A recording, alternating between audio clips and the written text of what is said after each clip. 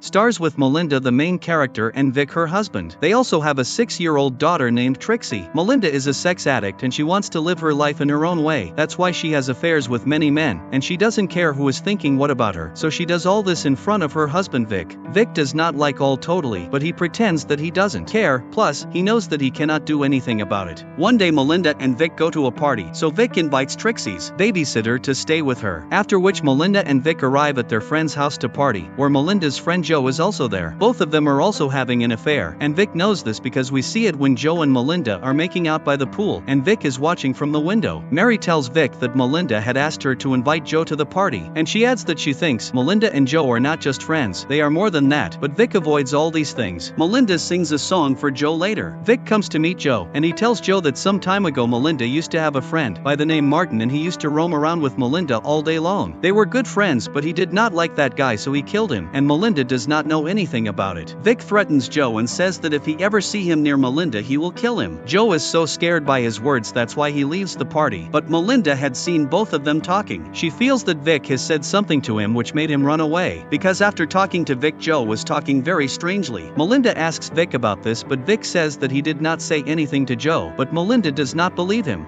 Next day Vic meets some of his friends and they think that Melinda is having an affair with Joe, and that's why he threatened Joe. When Melinda comes to know about what happened on the other night at the party, she starts screaming at Vic. Vic says he was just joking. Melinda says she has invited Joe for dinner at home, and she asks Vic to apologize to Joe. After this, Joe comes to Melinda's house and Melinda gets into a tussle with Vic over a drink. She wants Vic to behave like a normal person, and he says that if he was normal then Joe would not have been in his dinner table. That's true. After which Melinda sends Vic to take Trixie for sleep, and when he comes out, notices Melinda and Joe having fun, he goes and drops a plate in the kitchen. Just then Melinda comes there and asks Vic to get a drink for Joe. Vic then brings a drink for Joe. Joe tells Vic that he should apologize for the lie he told about Martin, but Vic says he didn't lie, he really killed Martin very badly. The next day Vic and Melinda attend a party where they meet Don and Kelly. Don has heard somewhere that Vic has killed Martin, and he also believes in this, but all of them start laughing at Don and says that it was just a joke. Vic then asks Kelly for a dance and everyone is quite surprised to see Vic dancing, as they had never seen Vic doing it. Melinda is getting very jealous seeing him. On the way back, she tells Vic that Kelly is very attractive, and she wonders if Vic is trying to sleep with her, but Vic says he is not willing to. The next day there is a football match at Trixie's school. Then Vic learns that Melinda has transferred $3,000 from her bank account to a guy named Charlie. After tracking some information, Vic reaches Charlie's music concert, where Melinda is also present. At night Vic learns from the news that the police have found Martin's body. Melinda comes home late at night, and she tells that she went to dinner with her new friend, but she doesn't remember what they did after that, but whatever they did was awesome.